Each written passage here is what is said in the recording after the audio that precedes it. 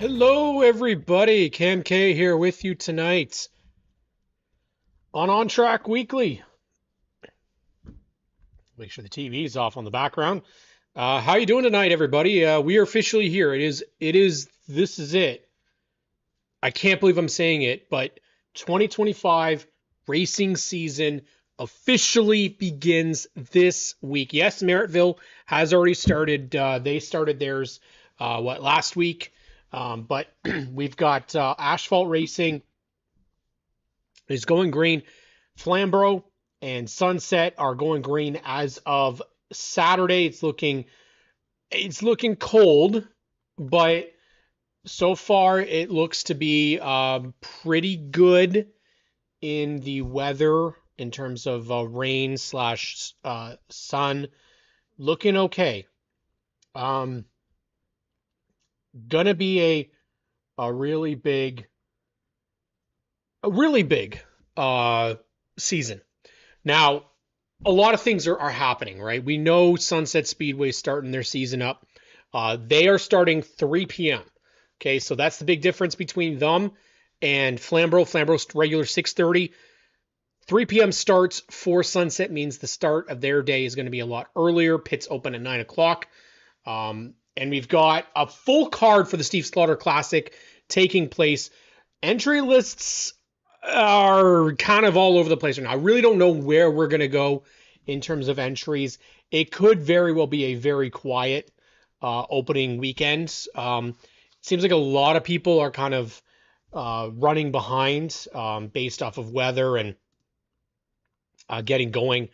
There's a lot to be worked on for 2025. So there's a good amount of people. We're going to find out actually probably within the next couple of days who is going to be out there, who isn't. We have practices taking place tonight, or at least they did take place today. We're expecting more tomorrow and Wednesday at Sunset. We've got pictures coming in from Sunset for today. And Tyler Liscombe's got a picture of his late model. Colton Everingham had a picture of his super stock out there. So we do have some pretty good indications of who we're going to see. Still a lot of unknowns. So one thing we have to remember is not everybody typically makes the season opener. That doesn't normally happen. Now, what we could get is some, we're not going to call them invaders, but people that come from other tracks that are going to come and compete at Sunset for their opener, at Flamborough for their opener. In terms of names that we could see potentially at Flamborough Speedway on Saturday, you're looking at Alex Stewart in the mini stocks. He's somewhat confirmed that he's going to try to be there for the mini stocks. Brady Cox potentially for the bone stock, pure stock division. Again, that really is dependent on whether or not they're able to get their cars done. As we know, it's a mad rush before the start of the season. So, no pressure to anybody that is not able to make it out. There's going to be names that we know may not make it out. But what we're going to do is we're going to take a look at the cards. We're going to see who we're seeing out there. Again, we've got the Sunset Speedway roster, which we're going to continue to work on, plus the Flamborough roster. But the first things first is we got to look at the actual schedule for these events. So I did see the race day schedule that was available for Sunset. I think it's back on Facebook. It's not on the website just yet. And that actually will have a breakdown. It has a breakdown of your times, and it's a busy day. It is, but pits start at 9 o'clock, as we see here. Pits opening at 9 a.m. Tech at 9:10. Practice starts at 11. So that is the start of cars going around the track together for 2025. We've got practice starting at 3 rotating practices for junior late models, the mini stocks, super stocks, and hot rods, and then you've got, of course, the late models that are there for their Steve Slaughter Classic, which is the 100 lap big event to the main event, I guess we'll say. You've got junior late models with a 15 lap feature, mini stocks with 25 lap feature, super stocks with 30, hot rods with 30, and late models with 100. For those that aren't aware, prices, of course, I believe were indicated up on the top here. Okay, adult is $25, senior is $20, kids are $10, grandstands open at $130. Okay, so your racing is set for Sunset Speedway. That is going to be your breakdown for the card there. Now, Flambros is a little bit different. Flambros is going to be, again, Pro Late models, Canadian Vintage Modifieds. We're expecting a lot of Canadian Vintage Modifieds this year, which is great to see. Mini stocks, and of course, what's been the highlight at Flambro these last couple of years is your pure stock division, along with some spectator drags. This will be a very interesting field because I've heard a lot of rumblings around who will be there, who won't be there. It sounds like there's a bunch of names that were part of this division last year that aren't going to be full-time this year. And that's primarily what I'm talking about is the pure stock division. It sounds like some of the people that were out there, specifically championship contenders like Craig Cole, Wade Thorne, there's been some talk that potentially they won't be back in a full-time capacity, but rather limited starts. So that in itself will open things up to everybody else. So a great card here, but you know what the big difference is? 4 o'clock the pits open. The front gates are at 5. The racing does not start till 6:30. Now, if you're at Sunset Speedway and if things go really, really smooth, potentially you could get to Flamborough Speedway after sunset, make it a bit of travel after they finish up. Hopefully it's from 6 to 7 and you can get down to Flamborough and catch the rest of the card. Ideally, that would be fantastic. I mean, get yourself 2 nights of racing in, and hell, even people that are racing at Sunset, if they wanted to, they wrap up, say, if you're a mini stock, and you wrap up before, 5 o'clock, go out there and drive down to Flamborough Speedway and get yourself in the Flamborough opener as well. I mean, might as well take the opportunity. I think mini stock division at both tracks are looking better. I don't expect that you're going to see a lot of full-time entries in the mini stocks at Sunset. Probably along the same amount as we saw last year. In terms of potentials, it could be a huge number. And I say huge meaning like what you typically see for openers and a couple of big events. You typically see upwards of 20. Whether that's going to be the case opening, I'm going to likely err on the side of no. I'm thinking 15 to 20 potentially, or in that range. Upwards of 20, probably not. Mini stocks at Flamborough, similar. They're not going to get upwards towards 20. I mean, hell, a lot of the races last year, you had around 8 to 10. I would expect you're going to see around that same amount, possibly drop in a couple more that will come in more regularly, but not full time. The big question marks for me right now are the late models. And with the Steve Slaughter Classic, that's going to bring in some bigger names for sure. I don't know about Flamborough, and that's the sad part, is I don't think they're going to see that. We know names like J.R. Fitzpatrick. I believe J.R. Fitzpatrick is going to go race at Mosport and do some CASC stuff this year. So whether he's even going to be a part of the festivities this year at Flamborough remains to be seen. And that is a big loss if that is the case. CVMs, talked with Lisa Barton, and she gave me the good lowdown, and that division is looking very stacked. It is looking very full for this year. Whether or not, again, everybody gets out there for the first race, hard to say. But we do know of a couple of names for sure that are going to be out there and contending. So we will look at that. Now, the actual breakdown, I don't believe that we're going to take a look and see if their schedule is like their pit notes are complete. I don't think they are yet.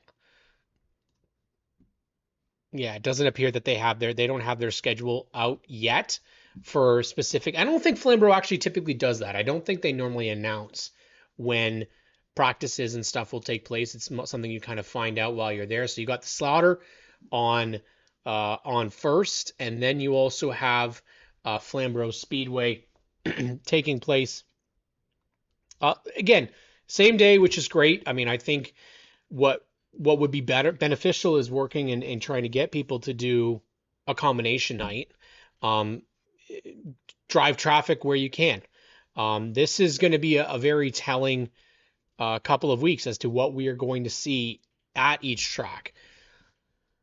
You know, financially, it is going to be a very tough year. We already know, I've already seen several racers that do not have partners back for this year. We've seen some divisions that don't have their partners back.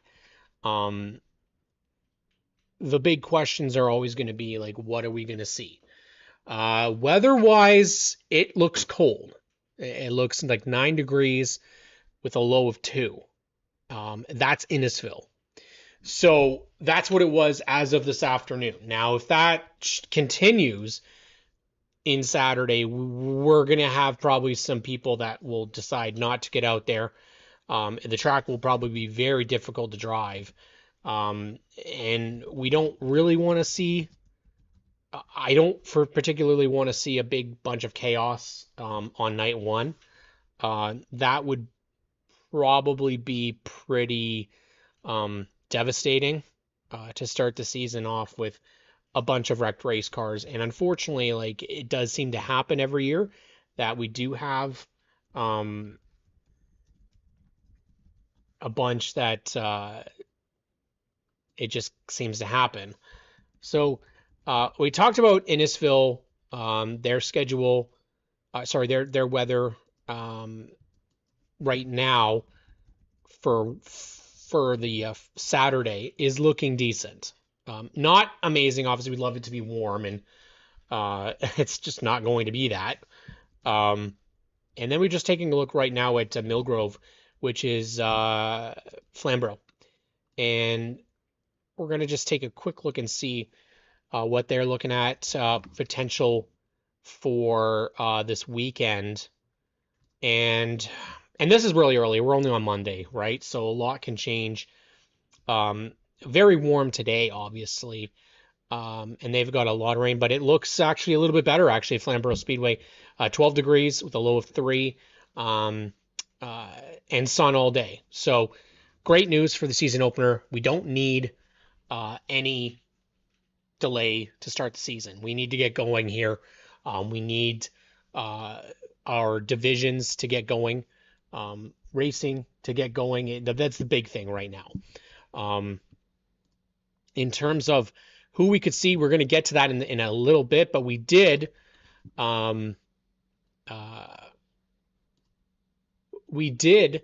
get some news this afternoon, and that was courtesy of Paul Bogensberger Jr.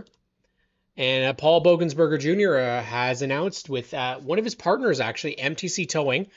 They've come together. They formed a team in MTC Motorsports, and he's going to run basically the big events across all of Ontario. But the big thing for me in this story is that he's acquired the championship winning car from Chris Allard's J. Barry Racing team from last year. That car was phenomenal and has been phenomenal. So the big question mark is Paul going to be able to wheel it the same way as Chris Allard did? We'll have to see. But right now they're planning on going all over Ontario. He is still going to do the hot rod races, occasional ones for Dan Rothwell. And he's dedicated this year. The car number is in memory of his dear friend and our dear friend Robert James, number 33 this year. And he's bringing along some great partners in MTC Towing, Junior's Tire, LaFon's Towing, Le Towing, City Center Collision, Adams Graphics, and the Stickers and Scuffs podcast. So great stuff for him. Let's hear from Paul, who said, I think the goal is pretty obvious, says, I'd love to try and get my first feature win out of the way, and then see if we take home a Maple Leaf trophy at the Autumn Colors Classic at Peterborough. I wouldn't be the driver I am today without my dad, Paul Sr. His knowledge and advice has carried me to where I am. I know we have a team more than capable of pulling off some wins across the province. And that's Paul Bogensberger Jr. Now, obviously, for Paul, this is a really big deal for him. Really hasn't had that opportunity. Yes, he's been in the super stocks. He's been running in the hot rods. Not really as a consistent runner each week. I know he had a great opportunity thanks to Dan Rothwell last year. And that was an amazing opportunity for him. And he did have some really good runs. And so the big question mark is whether or not that's going to still be something that he's going to be able to do. I mean, I'm hopeful. He did say that the plan is that he's still going to do races for Dan. That division as a whole is going to be different this year. We've talked about it before, and we'll talk about it again. But Amanda Balson's not there. She is moving on to the modified division, so that's a big omission. Dan Archibald, we would be remiss if we don't mention and extend our best wishes out to Dan and his entire team. They experienced a really big loss in a fire and lost everything. Cars, tools, the shop, stuff from his dad. It was awful to see the news and to see the damage and know that they were basically finished that car. And it's heartbreaking. I can honestly say I haven't talked to Dan myself, but I know how others perceive him on the racetrack, but that doesn't matter. On track is not the same as off track. And no matter how you look at it, somebody's lost their entire life. The thing that he spends so much time invested in, and it was heartbreaking to read it. I know they had a GoFundMe out. I'm not sure if that is. I'm gonna just check right now if that is still active. I know those are typically things that people, aren't sure what they're gonna do. But Dan's. There's not been a ton of people that have been out there trying to help, but I imagine instead of using this fundraiser, there are a lot of people are probably reaching out and donating or trying to, offer what they can. The one thing that I've heard time and time again from people is it doesn't matter what goes on the racetrack. Racers want to beat somebody on the track. They don't want to have them not be able to compete because of something that happens. And it sounds like it was completely out of his control. I mean, it wasn't something that was a mistake. It sounds as if, this is a complete accident, and that's what can happen. I mean, anybody could, as Sam says, it could have happened to anybody, and we wouldn't wish it on anybody. It doesn't matter how somebody is on the racetrack or if you like the person or you don't. It doesn't matter. And my heart is broken for them. And it was hard to read that. Hard to see that post. And it's really, really hard to see that. And I know that he's the type of guy that would find a ride. He would make it, if he can find somebody's car to run, he'll do it. I know he's gutted because there was more than just his car in there. There was other people's cars that he was working on that got affected. And that's just like, it's just the worst for everybody involved. And so, hey, Brad, we're hoping at least that there's recovery and that the insurance can help pay out. Doesn't pay for race cars, but at least help rebuild the shop up. And you can't lose those treasured memories from your father and your family. But uh, I'm hoping at least that he'll be able to get out there. And based off of what everything has told me, Brandon Feeney is a close friend of mine, and he's kept me kind of in the know about Dan. And based off of everything that Feeney has kind of shared with me about the type of person Dan is I can't see that he's not going to get out there at one point this year. I don't see that he won't find a way to get out there, and everybody knows like that's their escape, that's their out, and I'm all for it. For me, racing is an escape from the world. I mean, right now there's so much negativity, there's so much frustration, and people just constantly whining and complaining about politics. And I've said it before and I'll say it again, like keep that to yourself, because all we're doing is just creating more and more division and frustration amongst people, because you're never going to have people all agree in the same thing. It's just never going to happen. And so the one thing we can agree on is motorsports, and we can say that, hey, we are ready to go in 2025. I mean, the off-season felt really long, but it also is done now. Like we are officially racing as of this weekend. Yes, we still have a couple weeks to go before every track is going. But I don't think there's anybody that's disappointed right now with the fact that we are going green this weekend. Sunset Speedway, Flamborough Speedway, Brighton Speedway. Plus you have practices taking place. You also have practices at Full Throttle Motor Speedway. I believe you have practices at I don't think Peterborough has any practices yet. Brad will probably confirm for me with that. And Delaware has practices as well. They get ready for their season opener next week. And I don't think they've announced if they're back on Rogers Television, which is worrisome that they haven't announced that yet. I can't see why they wouldn't. It would be a real shame if they're not back on Rogers Television, because that's how basically I get to watch Delaware. That's my go-to. So I'll be really disappointed if that's not the case. I mean, just because they haven't mentioned it now does not mean that they're not.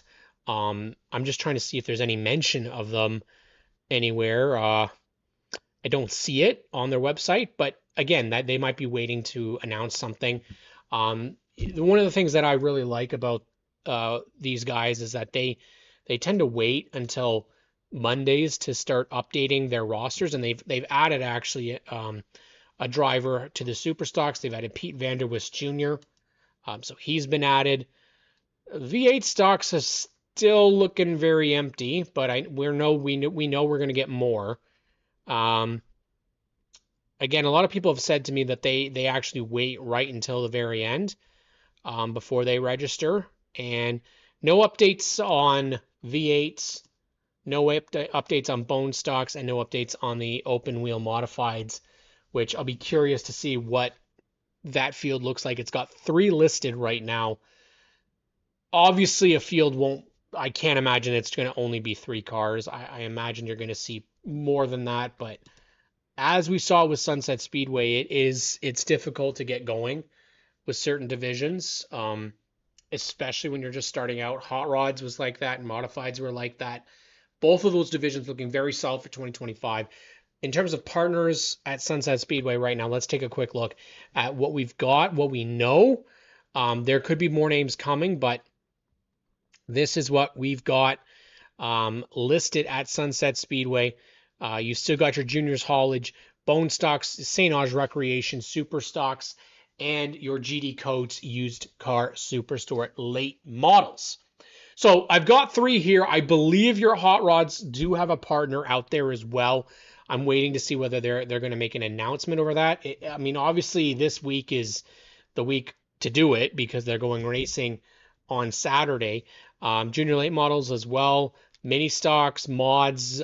Not sure who is going where, and who's going to be a part of things. But as you see, this is kind of the field that I've been able to come up with through social media announcements, through people at the track that have been able to assist me with filling that out. Where your gains are for this year, modifieds, bit of a gain in terms of cars there. Where you got a gains as well, junior late models, bit of a increase there as well. Super stocks, bit of an increase there as well. Where we're limiting, where we're falling a little bit short, bone stocks right now look to be a little bit lower than what we've seen, and the late models. Late models will be a very big question mark for me this year. I really don't know a ton of names in the late model scene that are going to be a part of that roster for a full-time effort. That might be a pretty tough field this year. I know we can definitely go out and say that, Jordan House and Josh Stoddy. I think we're going to add one more because Epic Racewear did confirm that Taylor Holdaway is going to be out there for them. And, that's obviously, it's still a little bit less than what we would hope for. Garrett Tiemersma is going to be out there at De La Riva. Dale Shaw we're expecting. Tyler Liscombe, of course, is confirmed that he'll be out there. Whether he's going to be in the super stock or the late model, that remains to be seen, whether he's going to do both. Plus the modified. I mean, the guy's got a car of almost every division. We know Ollie Ferguson's going to be out there. Paul Maltese, Gord Shepard, and Jordan House. But again, will Kendra Adams come and do a couple of races? We don't expect Sam Shaw to be out there this year. That's going to be a big loss. Will we see names like Tyler DiVincenzo, Connor Pritico, Shea Gemmel, guys that are going to be racing at Sunset for the APC opener? Are they going to come and run the Steve Slaughter Classic? That's going to be the big question mark. If they are, then this field expands dramatically. Names like I don't think you're going to see Sean Chenoweth. I don't believe he's typically run the first race for the Slaughter, but he might be somebody. Jordan Lawrence could be somebody that you see potentially come out with that 78 car. Super stocks, very solid field, very solid. Not a ton of interest, like in a change in this field. As you see, basically a lot of the names that we've seen before. Paul Bogensberger Sr. says he does have a super stock. Whether he's going to be in that and the hot rod for the first race, that remains to be seen. Bailey Jacobs, we've got Paul Pepper, Jacob Booth, Connor Maltese. A lot of these names that we're used to seeing. Question for me is Johnny Morrison. Is Johnny Morrison back in the 83? If so, add him to this list, and then we're getting even more racers in the Superstock division. So I think this field really solid for 2025. I really like the St. Ange Recreation Superstock field. Very solid. Go over to the left here, and you see the hot rod division. Again, big question marks now with Dan Archibald in the 07. But you're going to see the 47 of Tom Walters out there. We've got Luke Janak, Jay Cutting, Matt Spry's confirmed that he'll be there. But again, all these are question marks because we don't know full-time efforts. So Gary Pettit is recovering from surgery. So likely he is not going to be out there unless they put somebody in Gary's car. Hell, I would stick Dan Archibald in that car. If we wanted to do something like that, that would be an admirable effort, but I'm not sure if they're going to be able to finagle that. Tyler Ecker was practicing out there. I believe he should be good to go. Dean Jessup, hard to say whether he'll be out there. I'm not sure about that. Luke Janak, Josh Berry should be out there. Ben McPherson should be out there. Thomas Dunn, Jason King. But then question marks for everybody else. So we could either get a field of 10 cars, a field of 6 cars, field of 15, field of 20. Lots of options out there, of course. Remember, the Oscar Hot Rods aren't running for a while, so you could see names like Steve Book, Rob Bromley. I expect Rob will be participating once again, but you never know with Rob, right?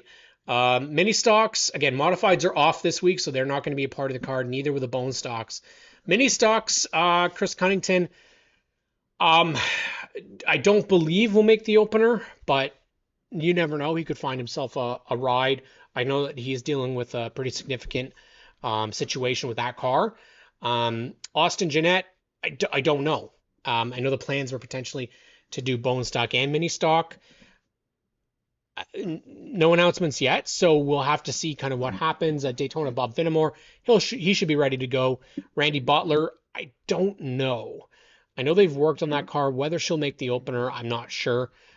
She typically does the big events, so we might only see her for those. Peter Wakeling, expect to see him back out there. Madison Tynecamp is confirmed. They are going to be out there. Doug Butler, I'm going to say is likely not. The car is still pretty far away from being ready. If they're able to get it ready by Saturday, amazing.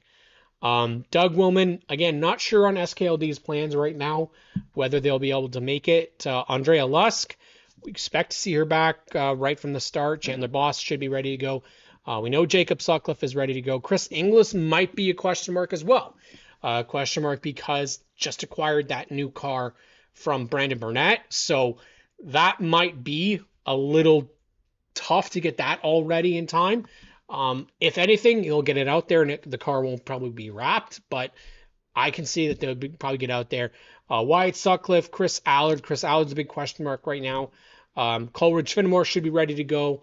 He's already been out practicing. Blaze Shaw's been out practicing. Cam McGlashan, Ryder White is ready to go. Michael Robinson is ready to go. And Curtis Burnett is also ready to go. So the mini stock field, again, you could see anywhere from that 15 to 18 car range. Add in Rob Crick from Peterborough Speedway. He's going to make the trip over. Whether there's going to be anybody else from Peterborough that makes the trip, hard to say. I could see potentially other names from that mini stock division, maybe like a Dave Bragg or a Tyler McMurder. I know people have been asking Tyler to get out there and get his car to run at Sunset for the opener. It's just a crapshoot really right now to start the season as to who is going to be able to make the opening race. And then the junior late models.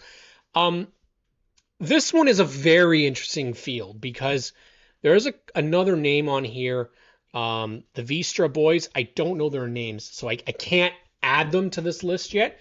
But this number 76, I'm going to add the 76 here because I know that Vistra Racing is planning on doing some races here, and we also can say that Brody Coates is expected to come and run from Peterborough in the junior late models. Whether Maya Ford, Caleb McConnell, the Struck brothers, whether they're going to be a part of the opener, it's hard to say.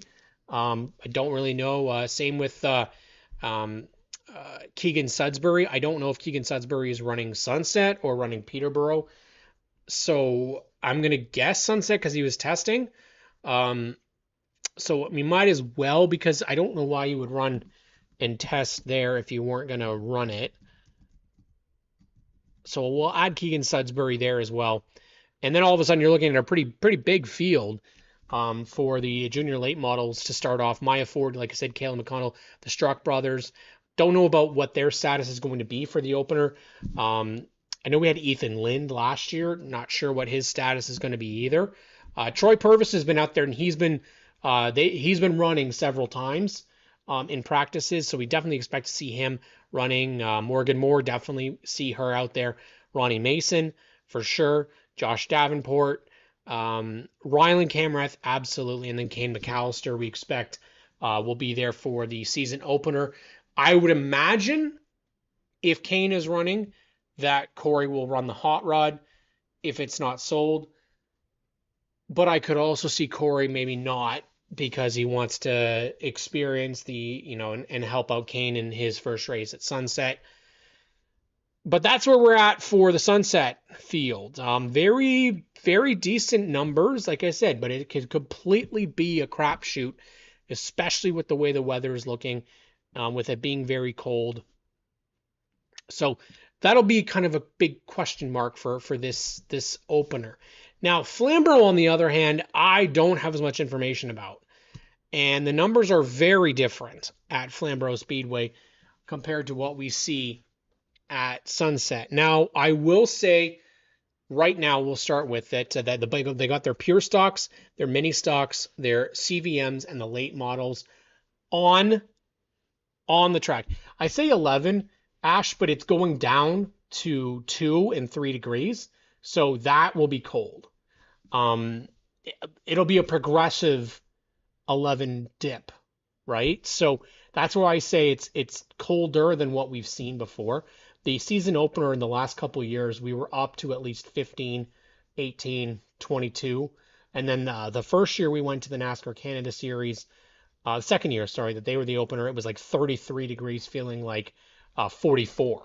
So I'm cool with okay. Sorry, with cold weather.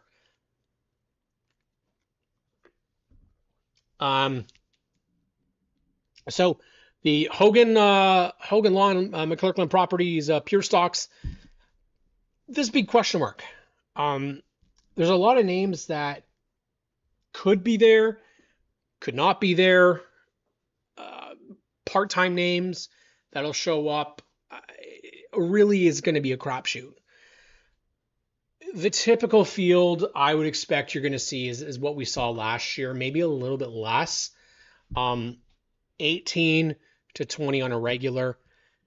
Super stocks, that's going to be a tough one because I know Justin Collison is working his ass off and has done an amazing job. I think we're looking at 8 to 12 potentially, with some that maybe won't do every race, but it'll come out for at least one. Mini stocks, that looks actually pretty good. Mini stocks is a bit of an increase than what we've seen. Now, whether or not these guys actually all end up showing up is another story. They've lost the 98 car. RJ Croto takes that to Curtis Burnett, who takes it to Sunset. So that's a car that's gone from this field in the Klotz mini stocks. Now, adding to this field, you got Ryan Edwards Kiss, Dale Lucas being added there, Tyler Lewis full-time, Chris Pendlebury coming in full-time, Chris Lawrence will come and do a couple, and Alex Stewart has already mentioned that he'd be out there if he gets his car finished. Michael Kenny is always a bit of a question mark whether he's going to be there or not. Bobby Mercer, Matt Young, those are being there for the championship hunt. I've heard Kate Wallace won't be full-time this year, that maybe it'll be more of a part-time effort for her. A lot of stuff happening in her life, though, so I can definitely see why. And then we have Matthew Smith. Now, Matthew is one of our SNS racers and somebody who I'm familiar with, and unfortunately he has mentioned on his social media that they're waiting for a part for the engine, and their season basically starts when that comes in so that they can fix their motor. So there's a bit of a problem there for him. Tyler Lewis has already mentioned that he'll be there full-time this year. Carl Salt's always a question mark, but he and Courtney Scott typically will show up for a couple of races each year. Chris Pendlebury, Mark Grave, and Chris Lawrence in the Klotz Auto Repair and Engine Machine Shop mini stock division. So a little bit different in terms of their numbers. I think you can have like names like Nikki King potentially show up and be a part, but I don't know. Rory Markle, he's got 2 cars, so I think he'll be good to run this year. Late models, all I've got is 3 names: Kevin Albers, Chris House, Billy Schwartzenberg, and that's all I've got. I know Logan White and I believe is it Roland Goodfellow are both going to other tracks this year. Logan White's running at Delaware. Whether he's going to do Delaware and Flamborough, maybe that is something. But the Grisdale late models will need some help this year. We've seen it before. Divisions can't have less than 5 cars. It's painful. My hope is that you'll see guys like Cole Quentin or Blair Wickett maybe come out and run for an event, just to get out there and help them out. But we'll see.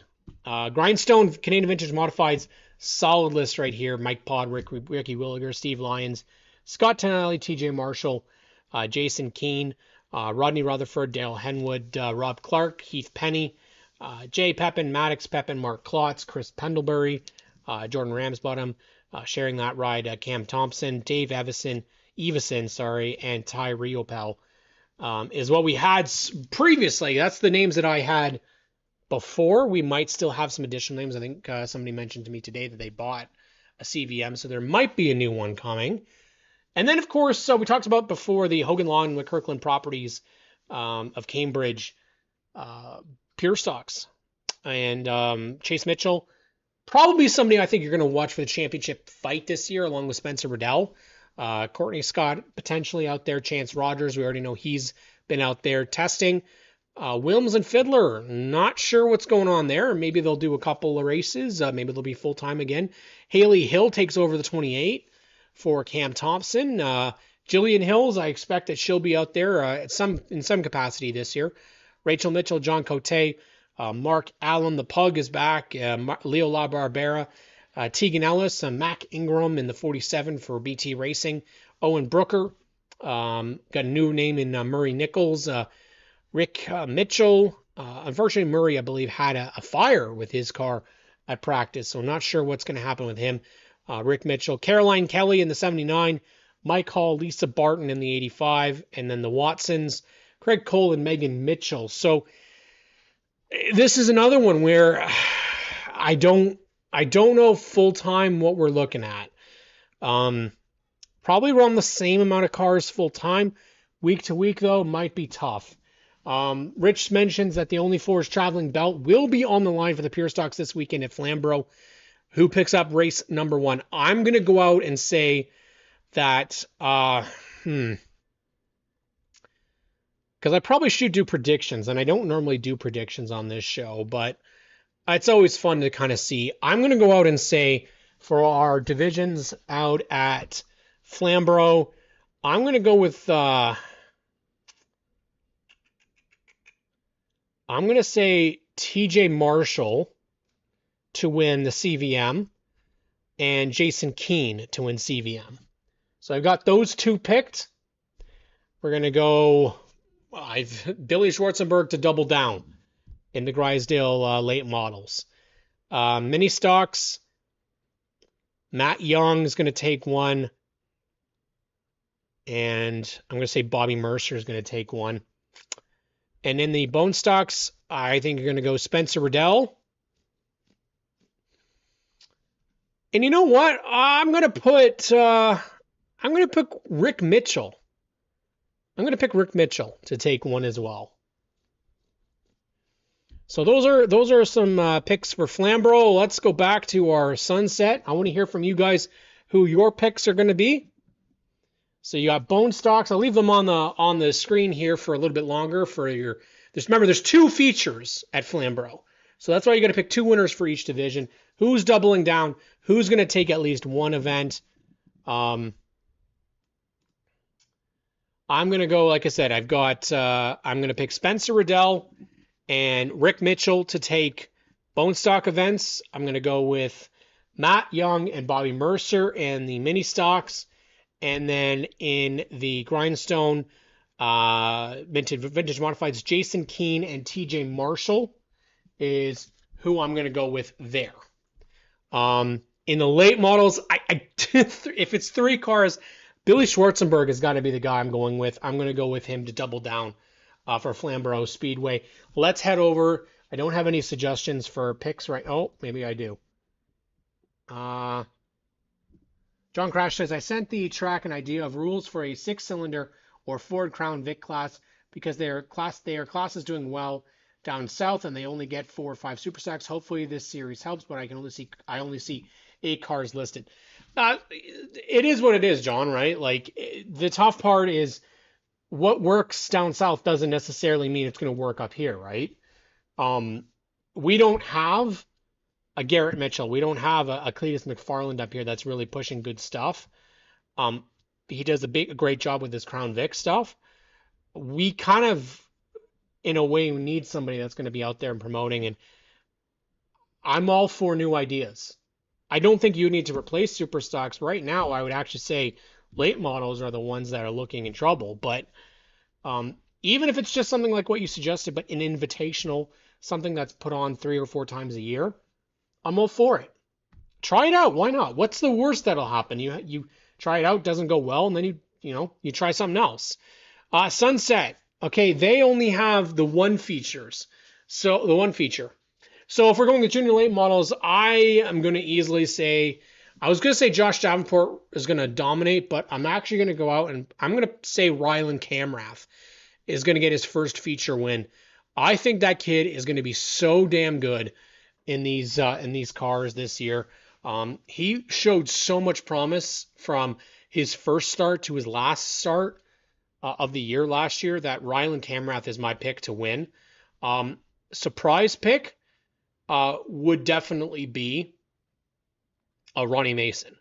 Ronnie's been very close several times. Josh Davenport is obviously going to be the favorite, but those would be my picks to start off with. In the mini stock division, let's go with,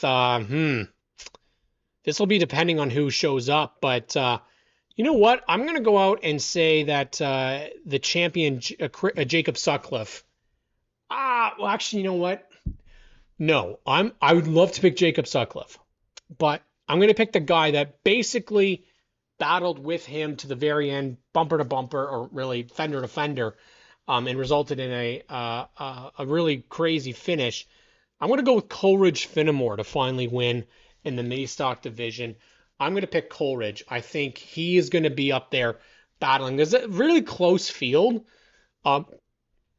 Blaze, Cameron, Ryder, the Sutcliffes, Coleridge, Chandler Boss is always in contention. So you do have a really good crop of people that could go out there. Whether Rob Crick gets up there, I don't know. I don't know if Cricker is as comfortable at Sunset, but I'm curious to see how he does. In the hot rod division, Tom Walters. I just you can't really count him out anytime he races anything. And Amanda really gave him a run for the money. Between him, Paul Sr., and Tyler Hahn, I think it's going to be one of those three that takes it. Superstock, this one is going to be a lot more difficult. Miles Tyson, returning champion. Colton Everingham, Paul Pepper. I'm going to go Jacob Booth. Jacob Booth ended the season with a win. He was very fast towards the end of the year. Jacob Booth, I think, is the guy that's going to take it. And then, of course, the big question mark is going to be the Steve Slaughter Classic. We don't really know who's in this field. So that's going to be very difficult to pick because we don't know who's going to be in it. But Josh Stoddy had that race won last year, and it just went away in the very end. Josh Stoddy is going to be my pick. I think it'll be between him and Jordan House. I think those two were the class of the field last year.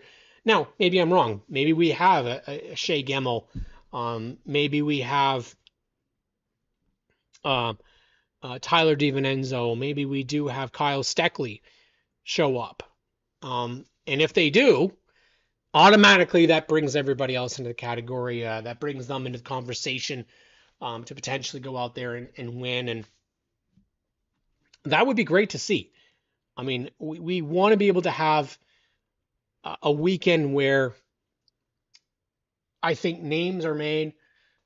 No wrecking. I'd love it if we didn't have that. But, I mean, this is going to be a very big weekend for those junior late model racers.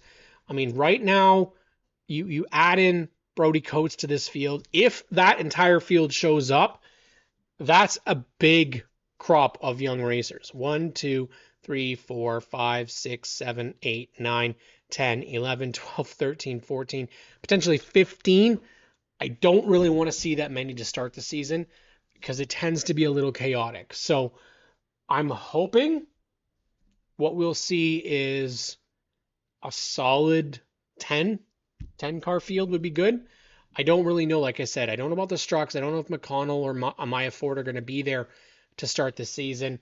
Again, don't know confirmed if Keegan Sudsbury, is it not Keegan, it's Deegan, isn't it? Sudsbury is going to be there. Jackson Baker, Troy Purvis. Again, I think your favorites, Ronnie Mason, Ryland Camrath, Josh Davenport, Morgan Moore. Those are your top four. If Landon's there, Landon Struck would be up there as in a contender spot as well. Um, a lot of those other names are younger kids or kids that are getting used to. Caleb McConnell, if he's there, would be up with Josh Davenport. Caleb is somebody who could easily win. So, I mean, right now, solid weekend potentially coming our way. Like I said, the night might get a little bit chilly, but thank goodness that Sunset Speedway is doing 3 p.m. starts. I'm hopeful to be there. As of right now, I've been battling an illness for a couple of weeks, and I'm really trying to move on from it, and it's just been a little bit more debilitating than I was hoping. But we're gonna try. We're gonna try our best to get through this week and go through the best that we can, and so because I really want to be there. I mean, this is Sunset's been my track. It's been the home that I've been at for last couple of seasons. Graydon and I are planning on heading out there. John Morrison is planning on being there. A couple more people that I think might show up for some surprise entries, and I might put it out there tonight that I want to build the entry lists and see if people will be responding, because I kind of think that that's what we need, right? We need to build the hype for the opening weekend, and like, who's showing up? Tell me, and I'm gonna build a list. That's what I want to see. I want to see people there. We have every chance of this opening weekend being very successful for both tracks. We know it's a little bit harder at Flamborough Speedway to get people to get out there and to do it, but let's give them a lot of credit. I'm going to be listening probably on the way home on Track Tune. I love that app. If you don't have it, look at, okay, anytime you have a phone, okay, and you're going racing, priorities, race monitor, okay? Now, it will drive you crazy at times because sometimes it's so incredibly inaccurate, but it gives you a way to track your races. That's what I do for all of our SNS racers. So track, race monitor, number one. Number two, Track Tune. Okay, why do you get Track Tune? Well, it's a live feed to the racetrack. So you can hear Brendan Doherty on the call live from Sunset Speedway, Kevin Small from Flamborough Speedway, right here on Track Tune. It's what I do when I'm not at the racetrack. There's no live stream. Best thing ever. I will vouch for Track Tune any day. I love it. It makes my life so great because I get to still experience and listen to my favorite announcers. I think every track should have this. I'm surprised that they don't.